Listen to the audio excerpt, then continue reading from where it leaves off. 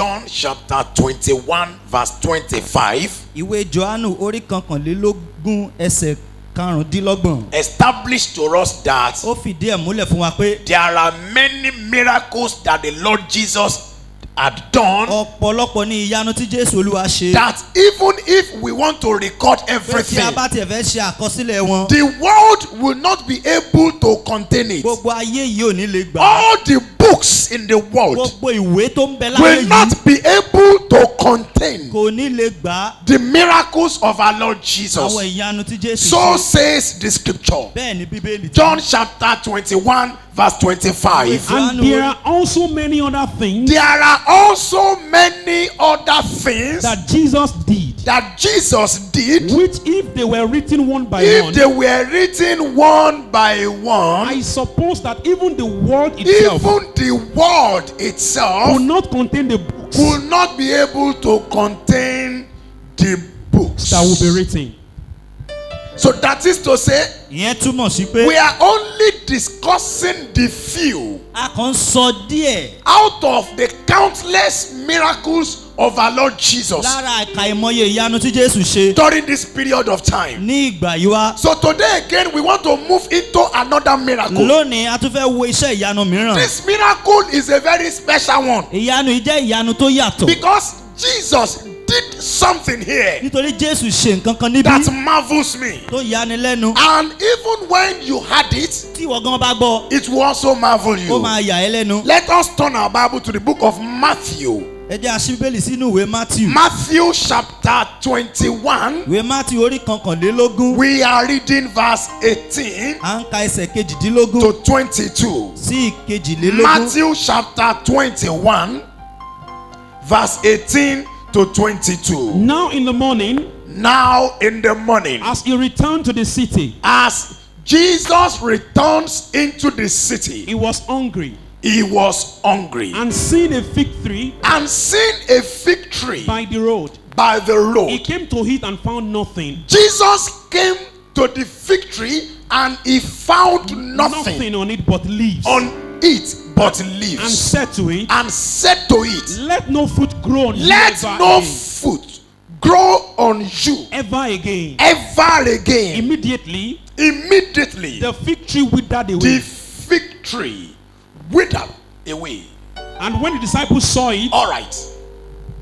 Yorùbá, nígbà tó di òwúrọ̀ nígbà tí ó di òwúrọ̀, bí ó ti ń padà bọ̀ bí Jésù ṣe ń padà sí bọ̀ Jerúsálẹ́mù sí Jerúsálẹ́mù, ebi ń pa á ebi ń pa á. nígbà tó rí igi ọ̀pọ̀tọ́ lé Ó ń ọ̀nà bọ̀ láti Bẹ́tánì, ó ń lọ Coming sí from Jerúsálẹ́mù. Bethany going to Ẹ Jerusalem. máa kàwé bọ̀. nígbà tó rí igi ọ̀pọ̀tọ́ lé ọ̀nà Ó rí igi ọ̀pọ̀tọ́ ní ojú ọ̀nà, ó lọ síbẹ̀ ó dẹ̀ lọ síbẹ̀. kò sì rí ohun kan lórí rẹ̀ Kò rí nǹkan kan bí kò ṣe kìkì ewé bí kò ṣe kìkì ewé. ó sì wí fún un pé Ó sì wí fún pé kí èso kí ó má so lórí rẹ̀ kí mọ́ èso kí ó má so láti òní lọ lórí rẹ̀ mọ́ láti òní lọ títí láéláé títí láíláí. lójú kan náà Lójú kan náà igi ọ̀pọ̀tọ́ náà gbẹ igi ọ̀pọ̀tọ́ náà gbẹ.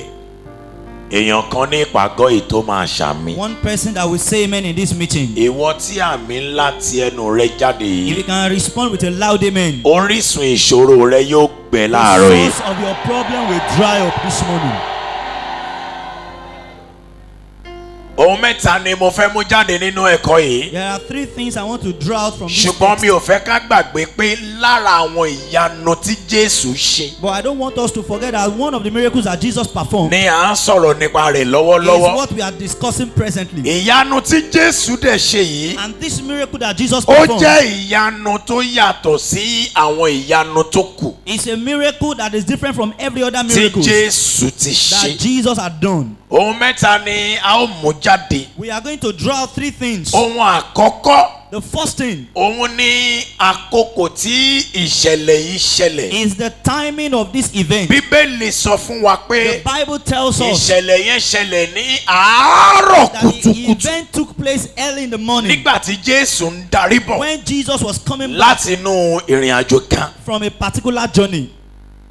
Ó ṣẹlẹ̀ ní àárọ̀ It happened in the morning, àti pẹ̀lú wípé and much so kí ló ń ṣe Jésù kí ló ń ṣe Jésù lọ́wọ́ What was Jesus going through tó mú kí ìṣẹ̀lẹ̀ yìí ó ṣẹlẹ̀? that made this event to take Yàtọ̀ place? sí wípé ó ṣẹlẹ̀ ní àárọ̀. Apart from the fact that it happened in the Kí morning, ló tó ń ṣẹlẹ̀ sí Jésù what lọ́wọ́lọ́wọ́? was Jesus passing through? Bíbélì sọ fún wa pé The Bible says ebi ń pa á. he was hungry. Ìgbà kejì nìyí This is the second tí time Bíbélì máa ṣe àkọsílẹ̀ that ẹrú the ẹ̀ Bible will write it down wípé ebi ń pa that Jésù. Jesus was hungry. Ìgbà àkọ́kọ́ The first ní time ìgbà tó gba àwẹ̀ fún ogójì ọ̀sán àti was ogójì when òru. they fasted for 40 days Nínú and ìwé 40 nights. Matthew orí kẹrin In Matthew chapter 4, ẹsẹ̀ kínní verse 1, Bíbélì sọ fún wa pé Bible says, lẹ́yìn tí Jésù jáde kúrò after Jesus came out, lẹ́yìn àwẹ̀ tó gbà after the fasting, ebi bẹ̀rẹ̀ sí ní he pa á. began to be hungry. Àkókò yẹn That ó time jẹ́ àkókò tí Sátánì was wá the time that the devil came láti dán an to wò. tempt him. Ní ìgbà kejì The second time tí ebi ń pa Jésù that Jesus yìí was hungry ó tún jẹ́ àkókò was also the tí time kankan tún dán Jésù that wò. something was tempting Ní Jesus àkókò yìí at that time. ìwọ tó rí àmì ṣe You can say, tó bá man, ní nǹkan tó ti ṣẹlẹ̀ sí ọ there's something that's happened to ní you ìgbà kan rí in the past, tó jẹ́ ìṣẹ̀lẹ̀ tí ò dáa which is a bad tó tún ti thing, ń palẹ̀ mọ́ and which is tó tún preparing, ti ń gbáradì which is láti preparing ṣẹlẹ̀ sí ọ to again happen to you bó again. ti ṣàmì ńlá mẹ́ta You can say three pẹ̀lú again. fáyà mẹ́ta And yìí three fires. akárù ìṣẹ̀lẹ̀ náà kúrò nílẹ̀ bẹ́ẹ̀. Amen, amen, amen. Fire, fire, fire. This is not the first time that the scripture would say Jesus is hungry. Ìgbà àkọ́kọ́ kọ́ rèé tí Bíbélì máa sọ pé Jésù ń pè bí. It has happened before. Ó ti ṣẹlẹ̀ rí. It happened in the book of Matthew chapter 4 verse Ó 1. ṣẹlẹ̀ nínú ìwé Matthew orí kẹrin ẹsẹ̀ And kìíní. in that scripture, Nínú Bíbélì the yìí, Bible says Bíbélì the wípé tempter came. ẹlẹ́tàn wá. The tempter took El- advantage. Ẹlẹ́tàn lo àkókò yìí. The tempter took advantage Ẹlẹ́tàn lo àkókò of yìí. what Jesus was passing Ohun through tí Jésù ń là to kọjá tempt yìí Jesus. láti If dán there wò. is anybody Tí ẹnikẹ́ni bá wà trying to use your problem tó as fẹ́ a lo platform ìṣòro rẹ gẹ́gẹ́ to bí tempt àtẹ̀gùn you or to mock you láti gan with your loudest amen, Pẹ̀lú àmì my ìyàtọ̀ God náà. will silence him. Ọlọ́run mi yóò pa á lẹ́nu mọ́. Oh, Shami Dada, Amen. the Lord will silence him Amen. in the name of Jesus. Amen. What you are passing through now shall become a testimony in the name of Jesus. Lórúkọ Jésù. So Jesus was hungry Ebi ń pa Jésù for the second time fún ìgbà ìkejì in the scripture. nínú Bíbélì. So the first thing I want you to note Ohun àkọ́kọ́ tí mo fẹ́ kó o in this mọ̀ scripture was nínú that Bíbélì the rèé. event happened in the morning. Ìṣẹ̀lẹ̀ láàárọ̀ At the same time, lójú kan náà Jesus was hungry. Jésù tún pè bí. Jesus needed a breakfast. Ó nílò láti jẹ oúnjẹ You know, àárọ̀. Jesus taught us according to the Lord's prayer Jésù kọ́ wa gẹ́gẹ́ bí that we ìwúrà should pray Olúwa unto the Lord Pé ká gbàdúrà that sí Olúwa. give us this day pé fún wa ní òní our daily oúnjẹ bread. ọjọ́ wa So that morning, láàárọ̀ yìí. Jesus was believing Jésù ń gbàgbọ́ for his daily bread. láti rí àkàrà tí He ń was jẹ. hungry Ebi ń pa á. and it was in the morning. Ó dẹ̀ jẹ́ láàárọ̀. I decree today, your breakfast will not become lunch. Amen. Kò yé ọ dáadáa. Oúnjẹ àárọ̀ kò ní dìtọ̀sán mọ́ ẹ lọ́wọ́. Amen. So the second thing that happened here, Ohun kejì tó ṣẹlẹ̀ ń bí. Jesus saw what should have provided food for him. Jésù rí ohun tó yẹ kó pèsè oúnjẹ fún un. But that thing was unproductive. Ṣùgbọ́n kinní yẹn ò léso. Unproductive Ó jẹ́ aláìléso. but deceptive. Ṣùgbọ́n ó jẹ́ ẹlẹ́tàn. And seeing a fig tree And seeing a fig tree by the road, by the road, he came to it it came to it and found nothing on and it. found nothing But but leaves. leaves. Fig tree don't bring leaves without fruit. Igi ọ̀pọ̀tọ́ kì í méwé jáde láìléso lórí. Once you see a fig tree with leaves on it, there must be fruit on it. Tá a bá rí igi ọ̀pọ̀tọ́ tó léwé, èso gbọ́dọ̀ wà lórí ẹ̀. Mọ́lẹ̀ àyọkùnrin pé bígi ọ̀pọ̀tọ́ bá ń rúwé ó bá ń rúwé bẹ́ẹ̀ká rẹ̀ bá ń yọ tuntun ó yọ tuntun ìgbà ilẹ̀ ó fi mọ̀ pé ìgbà ìkórè súnmẹ́tì ilé o. Ọ̀pọ̀lọpọ̀ wa ò fi iye sórí yẹn. Many did not pay attention to So that tí song. ewé bá ti wà lórí igi ọ̀pọ̀tọ́ Once there's leaf on the fig tí tree ẹ̀ka rẹ̀ ń yọ and tuntun the branch is coming tó bá out, súnmọ́ once you go close, wàá réso. you will see fruit on it. Ewé àti ẹ̀ka yẹn ló máa fi ń polongo pé It mo is ti the léso. branch and the leaf that advertise there is fruit on it. Ṣùgbọ́n ní àkókò yìí But at this time, ewé yẹn ń polongo that leaf was announcing. ẹ̀ka yẹn ń The polongo branches were announcing. Jésù torí ìpolongo yẹn súnmọ́ bẹ̀. Jesus went closer because of the announcement of the Ṣùgbọ́n leaves. kò rí èso lórí But ẹ̀. there was no fruit on it. some time must have been wasted a ti fi àkókò ṣòfò náà because Jesus was distracted nítorí Jésù ń gbójú sẹ́gbẹ̀ẹ́ by the leaves nípasẹ̀ ewé and he moved ó closer. dẹ̀ súnmọ́ Instead of him to be going this way, bó tilẹ̀ jẹ́ pé ó yẹ kó tẹ̀ máa lọ ni he moved this way. ó súnmọ́ àpá bí And on getting there, nígbà tó débẹ̀ he found nothing. kò rí nǹkan kan lórí rẹ̀. Ah! Ta lẹni tí ò lè ràn ẹ́ lọ́wọ́ ṣùgbọ́n tó ń fi ojoojúmọ́ tàn ẹ́ jẹ. Who cannot help you but is deceiving you on daily basis. Wá lè ní wá lọ́la. Come today and come tomorrow Ṣe is what báyìí, he's ṣe saying. báyìí. Do this and do Ó that. kàn fojoojúmọ́ tàn ẹ́ He's just deceiving you. ṣùgbọ́n kò lè ràn ẹ́ But he lọ́wọ́. cannot help. Ìwọ tó ṣàmì You yìí can say amen. lórí ọ̀rọ̀ ayé ẹ Ọlọ́run máa jọ́ lójú. Amen. Ó ṣàmì ẹ̀ gidi o. Amen. Àlọ́ Ọlọ́run máa jọ́ lójú. Amen. That victory was unproductive Igi ọ̀pọ̀tọ́ yìí wà ní aláìléso. but deceptive. Ó dẹ̀ jẹ́ ẹni tó àtọ́nijẹ. You will understand better now. Ayé wa dáadáa ń sìn. Mark chapter 11 verse 13. Ìwé Máàkù orí kankanlá ẹsẹ̀ kẹtàlá. Because these are the only two gospels that record these miracles. Nítorí pé àwọn ìwé méjì nìkan ló kọ àkọsílẹ̀ ìyanu yìí. Mark 11:13. And Mark- seen from afar Seen from afar. a fig tree Ibi tí igi ọ̀pọ̀tọ́ yẹn wà jìnnà síbi tí Jésù wà. Where the fig tree was far from where Jesus Yé! was. Ta lọkùnrin àti obìnrin tó máa ṣàmì? Gbogbo àwọn àfàkókò ṣòfò tó ti ń bá rìn tó pè lọ́rẹ̀ẹ́. Gbogbo àwọn àfàkókò ṣòfò tó pè lẹ́bí ẹ. Gbogbo àwọn àfàkókò ṣòfò tẹ́jọ́ ṣiṣẹ́ kan náà látòní lọ Olúwa kó yà yín kó yà yín kó yà yín. Every time wasters in your life shall be chased away by the blood of the covenant. Amen. That victory was very far Igi ọ̀pọ̀tọ́ yẹn jìnnà from where Jesus was. síbi tí Jésù wà. But because the leaves were promoting, were shouting that there is fruit here, there is fruit Ṣùgbọ́n here. nítorí pé ewé orí ẹ̀ ń polongo pé èso wà ń bí, èso wà ń bí. Jesus went there Jésù ń súnmọ́ bẹ̀ believing that ní ìgbàgbọ́ wípé there is going to be fruit pé on òun it. máa bá èso You are lórí ẹ̀. reading the scripture. and seen from afar a See fig from tree afar a fig tree having leaves. having leaves. He went to see it. Having leaves. That is a sign of harvest. Ó jẹ́ àmì ìkórè. That is a sign of Ó fruitfulness. jẹ́ àmì èso síso. But getting closer, yes. He went to see it if he would perhaps find something on it. Aha. When he came to it, When he came to it, he found nothing but leaves. Jésù ló dá igi, ló dá ilẹ̀, ló dá ohun gbogbo. It was Jesus that created the tree, the land and the seas. Ó mọ Everything. ìṣẹ̀dá tó fi dá. He knows how he created Pé them. igi ọ̀pọ̀tọ́ ìdá tá a dá ni pé tó bá ti léwé ó máa léso. That the way the tree is created, that when it has leaves, it will have fruit. Ṣùgbọ́n ẹ̀tàn ni. But it was a deception. Látòní lọ. Gbogbo ìpinnu àti ọ̀rọ̀ ẹlẹ́tàn lórí ayé rẹ. Every plans of the deceiver over your life. Ṣó máa rí àmì ṣe? Will you say amen to this? Ó já sásán lónìí. It's in vain today. Then what happened after this? The Bible says Jesus cursed that tree. Bíbélì sọ pé Jésù gégùn fún igi náà. That is the miracle here. Òun ni ìyanu tó ṣẹlẹ̀ níbí. You don't bless what you need to curse. Èèyàn kì í bùkún fún ohun tó yẹ kó gégùn fún.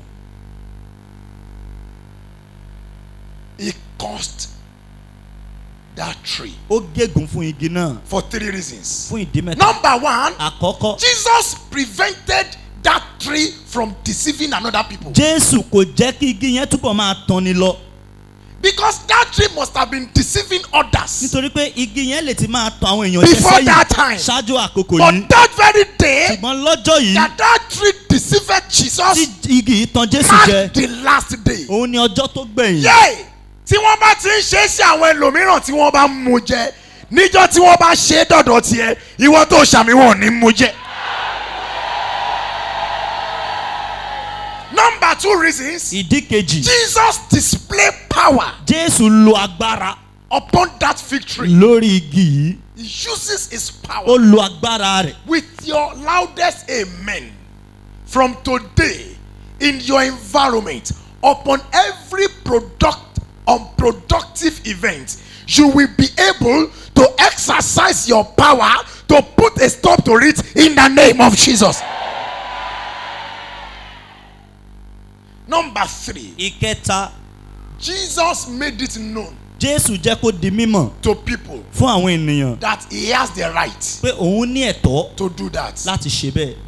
The wonder is this: Ìyanu bẹ̀rẹ̀ o, it happened immediately. ó ṣẹlẹ̀ lójú kan náà. Rise on your feet. Ẹ jẹ́ á dìde lórí ẹsẹ̀ wa. It happened Ó immediately. ṣẹlẹ̀ lójú kan náà. Rise on your feet. Ẹ jẹ́ á dìde lórí ẹsẹ̀ wa. I want to cause certain things in your life. Mo fẹ́ gégùn fún àwọn nǹkan kan nínú ayé And rẹ. I want you to be ready to say amen. Mo dẹ̀ fẹ́ kó o múra láti máa ṣàmì. Are you ready now? Ṣé o ṣetán báyìí? In this meeting today, Nínú ìpàgọ́ yìí lónìí, with your loudest amen, pẹ̀lú àmì rẹ tó dún dáadáa. I caused poverty in the name. Gégùn fún òṣì lórúkọ Jésù. And immediately, oh, it will come to pass. Oh, Lójú kan náà ni yóò wá sí ìmúṣẹ. because poverty can be deceptive. Nítorí pé òṣì gan ó lè tàn yàn jẹ. You can see some people wearing good clothes, but they are poor. Ẹ máa rẹ́ lómi tó ń wọṣọ gidi ṣùgbọ́n ó tòṣì. Tọ́ bá sọ pé ẹ mú owó wá, á di pé wo ò ní rírun tèmi o. They say bring money, that's when they begin to tell you stories that what is happening to me will not happen to So you. poverty can be deceptive. Òṣì ó lè mú ìtànjẹ dání. I decree today, Mo pàṣẹ the lónìí. same way Jesus caused the victory, Ní ọ̀nà kan náà tí Jésù fi gégùn fún every igi. power of time wasters Gbogbo agbára àfàkókò ṣòfò in your life, lórí ayé that rẹ. power is caused from today in the name of Agégùn Jesus. fún agbára náà lórúkọ Jésù. That cause is a miracle. Ègún yẹn ìyanu ni. Because nobody would believe that Jesus will cause a tree. Pé kò sẹ́nikẹ́ni tó máa gbàgbọ́ pé Jésù lè gégùn fún igi. Even when the devil came to tempt Jesus, Jesus didn't cause. Nígbà tí èṣù gan wá tàn Jésù jẹ, Jésù ò gégùn fún. Ó kàn sọ fún pé get thee behind Ó me, kàn sọ pé padà lẹ́yìn you mi. Satan, Ìwọ because Sátánì. it is written Torí pé a ti that kọ thou wípé shalt not tempt the Lord your pé God. ìwọ kò gbọ́dọ̀ dán Olúwa Ọlọ́run rẹ And the wò. devil left. Èṣù dẹ̀ fi sílẹ̀. But that fig tree Ṣùgbọ́n igi ọ̀pọ̀tọ́ yìí did not escape it. kò bọ́rí o. I decree today, Mo pàṣẹ lónìí in the name of the Father, the Son, ní orúkọ Bàbá Ọmọ and the Holy Spirit, àti Ẹ̀mí Mímọ́. I caused that sickness in your life today in the name of Mo Jesus. gégùn fún àìsàn yẹn nínú ayé rẹ lórúkọ Jésù. Ó jẹ́ kí àmì ẹ̀ kó tóbi o. Let your Because amens be loud. that tree dry off. Nítorí pé igi yẹn gbẹ. That sickness in your body, Àìsàn tó wà lára rẹ yẹn. that spirit of infirmity, Ẹ̀mí àìsàn yẹn this morning, láàárọ̀ I yìí. caused it in the name of Mo Jesus. gégùn fún lórúkọ Jésù. The Bible says that which we bless shall be Bíbélì sọ blessed, pé èyí tá a bùkún fún máa jẹ́ alábùkún and fún. that which we curse Èyí tá a gégùn fún shall be náà cursed. a ó gbógun wà ní ipò ìgégùn. Gbogbo ogun ìdílé ìyá àti ti bàbá Every family problem tí ò jẹ́ kó rọ́nà lọ, that has prepared ìwọ tó fò progress. sókè sàmì yìí, ẹ̀mí mímọ́ gégùn fún wọn lónìí. Amen.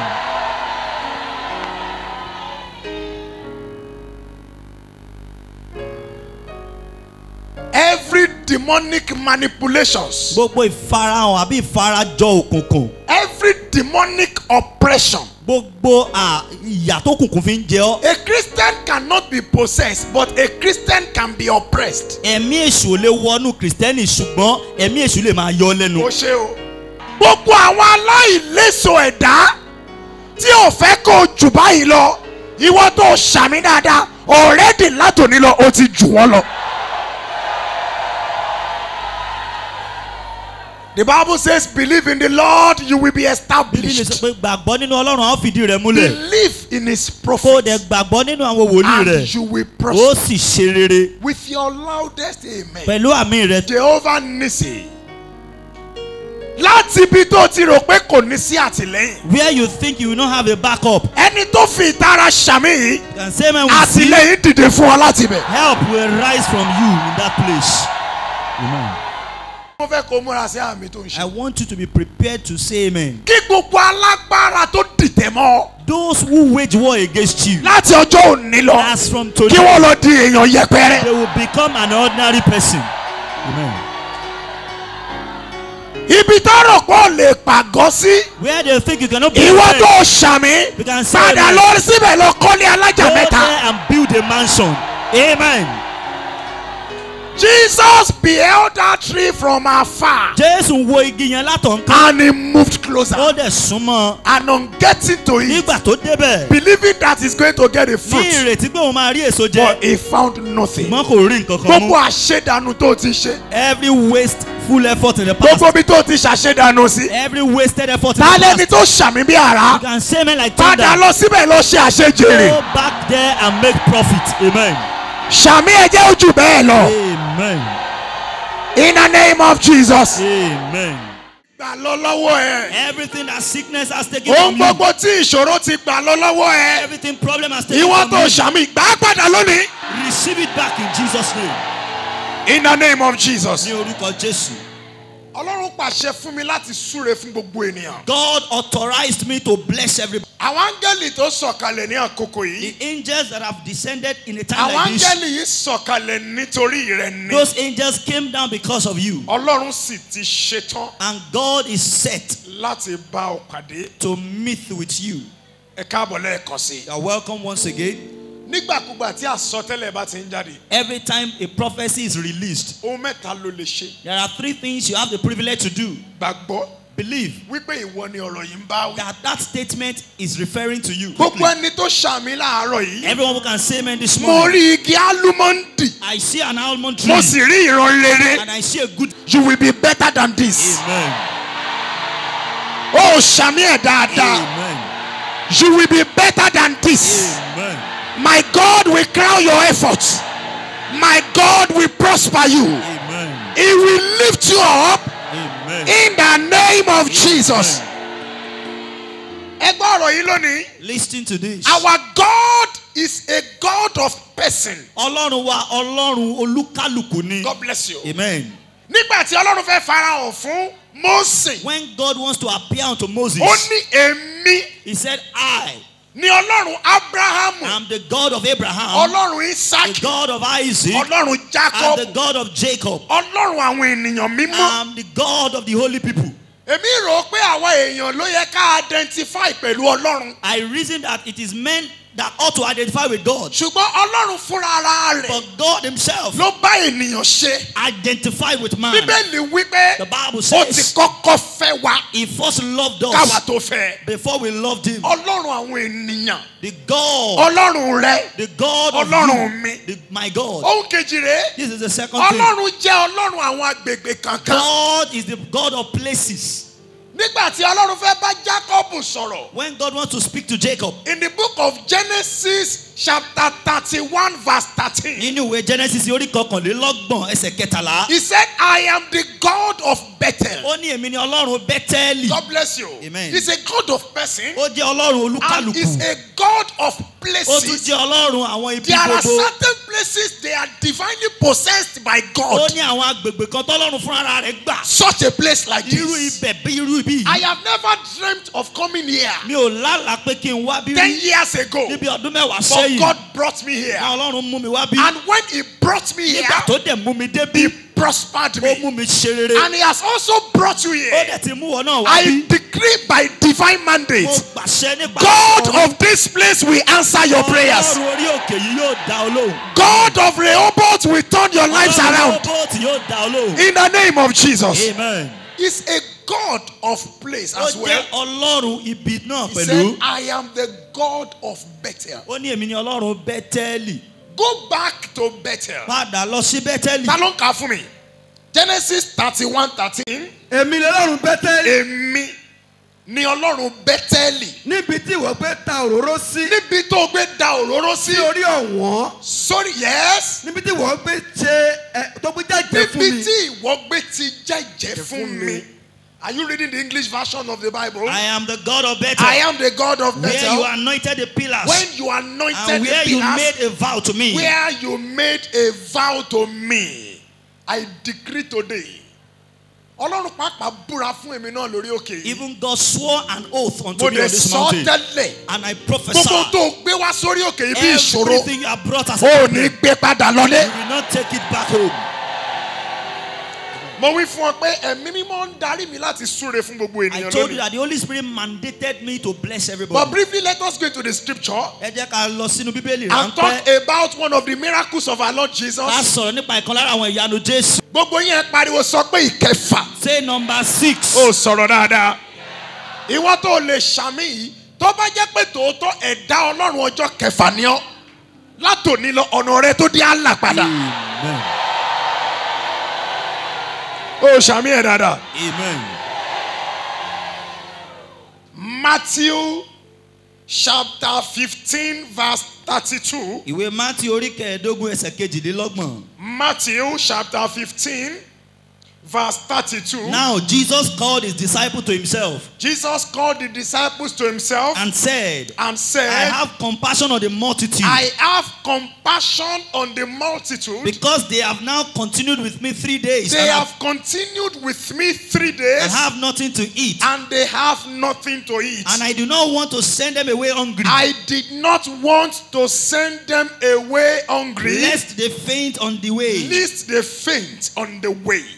Continue reading the Bible. Then his disciples said to him, His disciples said unto him, where could we get enough bread in the where wilderness are we going to get enough bread in this to wilderness? fill such a great multitude? Continue reading the Jesus scripture. said to them, Jesus said how to many them, loaves do you have? How many loaves do you And have? they said, And they said, 7 and a few little fishes. 7 and few little fishes. So he commanded the multitude to sit down on the ground. commanded the multitude to sit down on ground. And he took the 7 loaves and the fishes and He gave took thanks. this, yes, continue reading. Broke them and gave them to his He broke disciples. them and gave them to his And disciples. the disciples gave to the The multitude. disciples gave to the multitude. So they all ate and were filled. They all ate and were And they filled. took up 7 large baskets And full of they fragments. took up 7 large baskets Full of the fragments that were left. full of the fragments that were left. Now those who ate Those who were ate, 4,000 men. they were 4,000 Beside men women and children. beside women and children. I decree today with your loudest amen, God will have compassion on you. Amen. There is a difference between compassion and self-pity. Ìyàtọ̀ wà láàrin àánú àti ìkáàánú.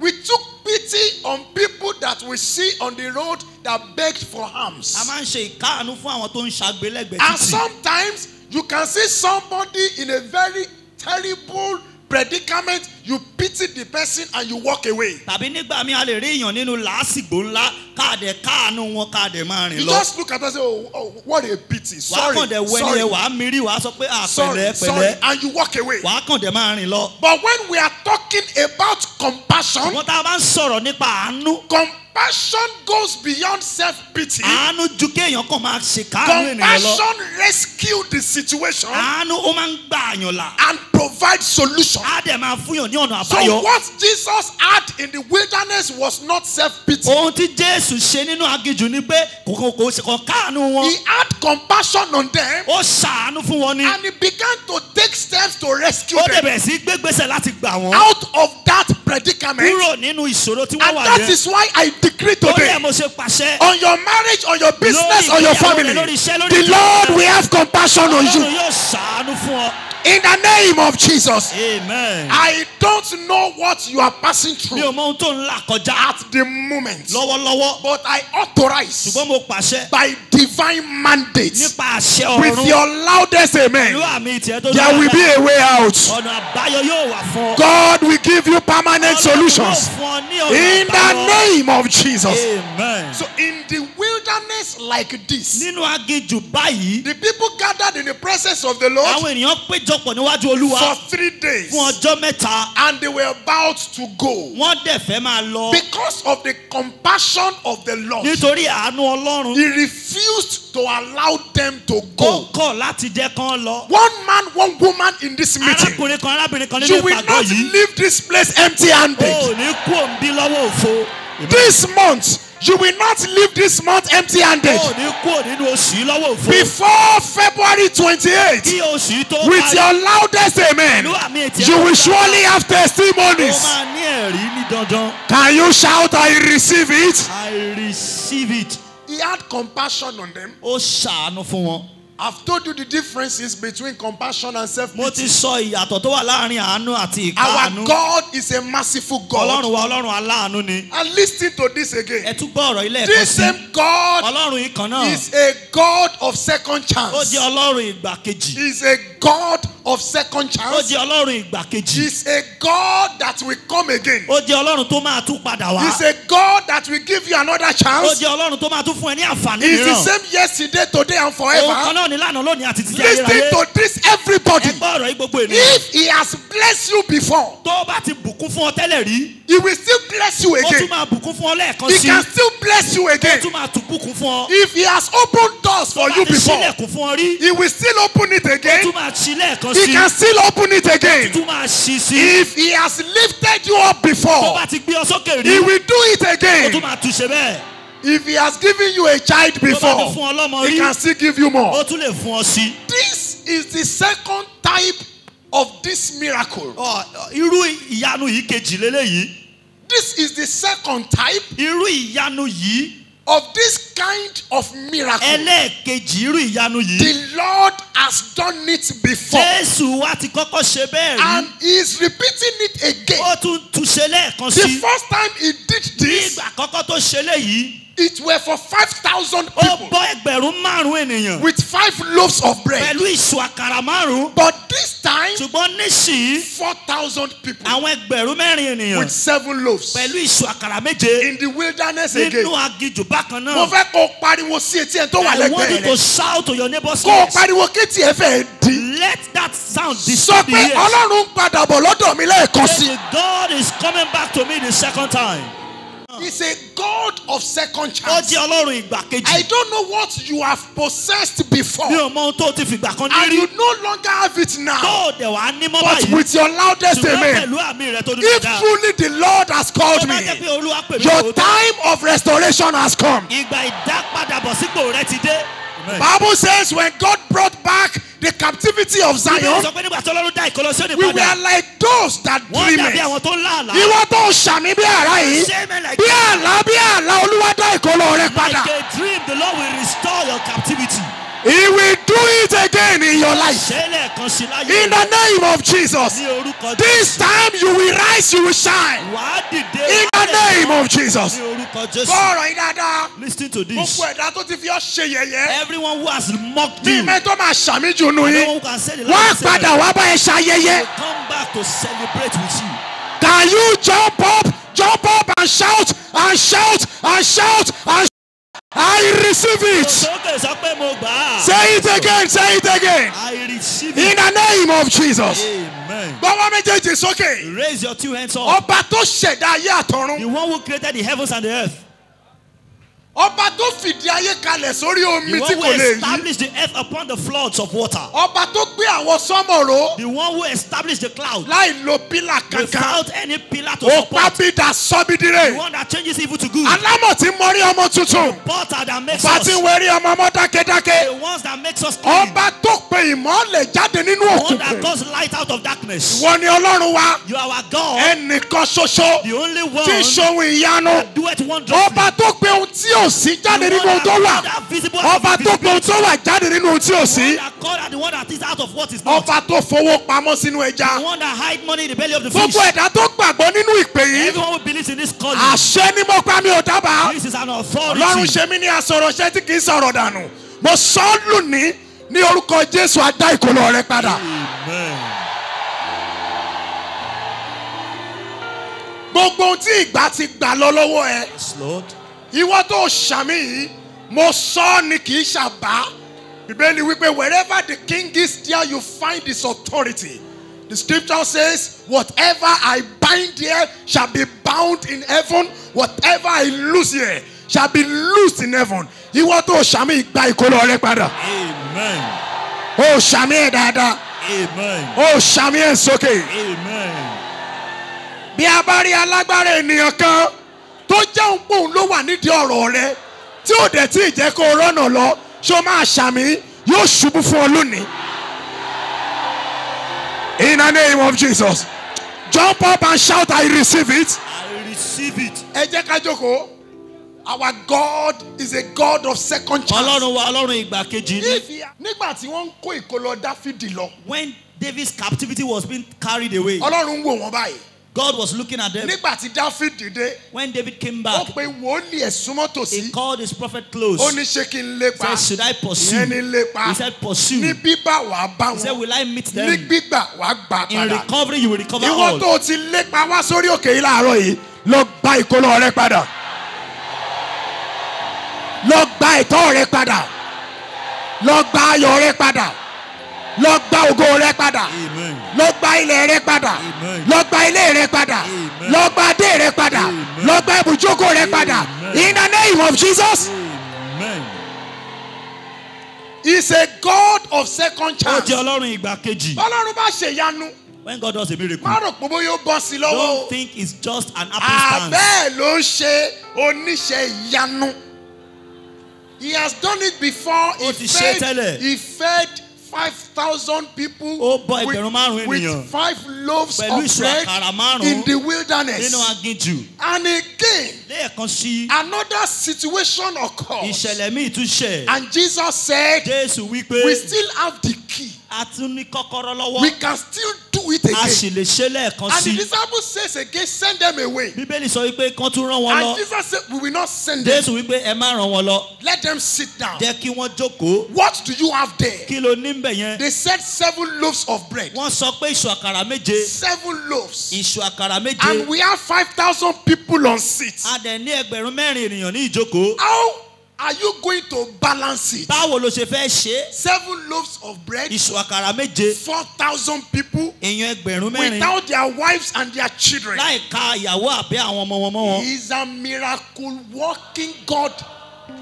He is a miracle working God. He is the Alpha and Omega. He is the miracle working God. Ìwọ tó ṣàmì ìgbéga rẹ lọ́dún yìí, Olúwa yóò fi rú ọ̀tá lójú. Again, ìgbéga rẹ lọ́dún yìí, ó máa rú àwọn ọ̀rẹ́ rẹ lójú. Amen. Again, ìgbéga rẹ lọ́dún yìí, ó máa rú àwọn ẹbí rẹ lójú. Amen. Wo gbogbo nǹkan tí wọ́n rò pé ó ti ń tán lọ yìí. Everything you think is getting Mo finished. sọ nípa orí ọ̀fẹ́ atamátàsé, kàkà kó tán yóò máa pọ̀ sí. Amen. In the name of Jesus. Amen. Do you know that the Lord raised me because of you? Ṣé ẹ mọ̀ pé nítorí tiyín lọ́lọ́run ṣe gbé mi dìde? I am sent as a prophet to your life. A rán mi gẹ́gẹ́ bí wòlíì sí ayé wa. I want to prophesy Mo again. fẹ́ sọ àsọtẹ́lẹ̀ lẹ́ẹ̀kan sí. Every barrenness in your life, Gbogbo ipò àgàn nínú ayé rẹ. every barrenness in your Gbogbo finance, ipò àgàn nínú ìṣúná rẹ. every barrenness in your Gbogbo business, ipò àgàn nínú iṣẹ́ rẹ. every barrenness in your Gbogbo family, ìyàgàn nínú I ìṣẹ́ rẹ. decree Mo today pàṣẹ lónìí. shall become fertile. Amen. In the name of Jesus. Amen. Oh, ṣàmì ẹ̀ dáadáa. Amen. Oh, ṣàmì ẹ̀ sókè. Oh, ṣàmì ẹ̀ bí ara. In the name of Jesus. Amen. Our God is a God of second chance. Ọlọ́run wa Ọlọ́run ìgbà kejì He ni. has done it before Ó ti ṣe é rí. and is going to do it Ó tún máa again. ṣe é lẹ́ẹ̀kan sí. Now, there are 3 conditions that made this miracle to happen. Àwọn nǹkan mẹ́ta yìí ló jẹ́ kí ìyanu Number ṣẹlẹ̀. 1, Àkọ́kọ́, those people were available. àwọn ènìyàn yẹn wà nítòsí. I decree today, when your joy will come, you will be available. Amen. Oh, ṣàmì ẹ̀ dáadáa. Amen. Oh, ṣàmì ẹ̀ bí ara. Amen. Oh, ṣàmì ẹ̀ sókè. Amen. You will be available. Amen. Wọ́n ò ní fi ayọ̀ rẹ̀ ṣàpínlẹ̀. Amen. In the name of Jesus. Amen. Ayọ̀ rẹ̀ ò ní fò ẹ́ dà. Amen. Ìwọ tó ṣàmì, àwọn amòye tá a rán sí ọlọ́dún yìí, they will locate you. Amen. They will deliver to you. Amen. In the name of Jesus. Amen. Gbogbo ẹni tí ayọ̀ rẹ̀ wà lọ́wọ́ ẹ̀ tó kọ̀ tí ò fi sílẹ̀, láàrin òní síjọ́ méje Olúwa yóò fọwọ́ agbára mú. Amen. In the name of Jesus. Amen. They were available. Wọ́n wà nítòsí. Jesus did not take that bread to the city. Jésù ò mú àkàrà lọ sí àárín ìlú. He only gave it to those in the Ó wilderness. fún àwọn tó wà nínú aginjù He nìkan. only had compassion on those who were in the Àwọn wilderness. tó wà láginjù ló ṣàánú fún. That is why you need to be available in God's presence for you to be blessed. nítorí ẹ̀ ló ṣe gbọ́dọ̀ wà níwájú olúwa láti jẹ́ In that alábùkún fún. wilderness where Jacob's names was changed to Israel, níbi tá a ti yí orúkọ Jacob sí Israẹli yẹn. Jacob was available there. Jacob wà nítòsí When ni. the prayer of Hannah will be answered in Shiloh, nígbà tí àdúrà Hánà máa gbà ní Ṣílò. Hannah was available Hánà wà there. nítòsí níbẹ̀. Because you are here torí today pé wà ń bí lónìí. before 6 bí aago p.m. mẹ́fà ìrọ̀lẹ́. Good news will reach out to you ìròyìn ayọ̀ yóò wá orí. Amen. in the name of Jesus. Amen. The second thing that made that miracle to happen, ohun kejì tó jẹ́ kí ìyanu yẹn ṣẹlẹ̀. it was because they needed it. nítorí pé wọ́n nílò ẹ̀ ni. That miracle happened ìyanu yẹn ṣẹlẹ̀. because they needed nítorí it. pé wọ́n nílò ẹ̀. I want to ask you again. mo fẹ́ bi ọ́ lẹ́ẹ̀kan Do sí. you need ṣé miracles? wọ́n nílò ìyanu? The men are not talking. Do you need ṣé miracles? wọ́n nílò ìyanu? I decree today, you are the next to testify. Now, the third condition for that miracle to take ohun place kẹta tó jẹ́ kí ìyanu yẹn ṣẹlẹ̀. was what was on ground. ohun tó wà ńlẹ̀. Jesus used what was on ground Jésù lohun tó wà ńlẹ̀. and he multiplied ó dẹ̀ it. sọ ọ́ di púpọ̀. Ọlọ́run kì í bùkún fún ahun. God doesn't bless a stingy man. Èèyàn tó bá láhùn kò lè ráàánú gbà. When you are stingy, you cannot obtain Bíbélì mercy. sọ pé give and it shall be given unto you. Bíbélì sọ pé fífún ni a ó sì fi fún ọ. Good measure, press down, shake it together and run it over. Shall a man give to your bosom? Tó o bá fi fún Ọlọ́run, When you give to God, a ó fi fún ọ. it shall be given back to you. Ohun tó wà ńlẹ̀, What they have. gbogbo yẹn pariwo ẹ sọ pé àkàrà méje. Say 7 loaves. Ẹ sọ̀rọ̀ sókè dáadáa. Wá aṣọwọ́ ẹ̀ báyìí. Sọ pé 4,000. Ó sọ dáadáa. 4,000. Sọ pé àkàrà méje. Say 7 loaves. Èèyàn 4,000. And 4,000 people. Wọ́n dẹ̀ jẹ́, And they ate. ó dẹ̀ ṣẹ́kù. And it was left over. As you are seated, lift up your right hand. Nawọ́ ọ̀tún ẹ̀ sókè níbi tó jókòó I sí. authorize by the Spirit of the Lord everything that remaineth in your bank account. I decree today, you will have times 1 million of it again. Amen. My God will divinely multiply you. Amen. Kí ló dé tí ẹni tó ń fi fún ni tó ti wá ń padà tọrọ jẹ Why báyìí? is a giver becoming a beggar now? Ọlọ́run ẹ̀mí àwọn wòlíì Ọlọ́run Ayọ̀ Babalọ́lá. God of Ayọ̀ Ìwọ Babalọ́lá. tó ṣàmì ayé ìgbà rẹ padà. Amen. Ayé iṣẹ́ rẹ padà. Amen. Ayé rẹ padà. Amen. Ó sì ti rí bẹ́ẹ̀. Amen. In the name of Jesus. Amen. Àkàrà méje yìí máa ṣẹ́kù apẹ̀rẹ̀ méje. The 7 loaves was left over Lẹ́yìn tí wọ́n jẹ tán. after they have finished eating. Ọ̀tọ̀ súre fabram bàbá. Láti ọjọ́ òní lọ, láti ọjọ́ òní lọ, láti ọjọ́ òní lọ. Mi ò mẹ́ni tó rẹ́nu ṣàmì méje. Olúwa kó bù sí fún ọlọ́pọ̀lọpọ̀.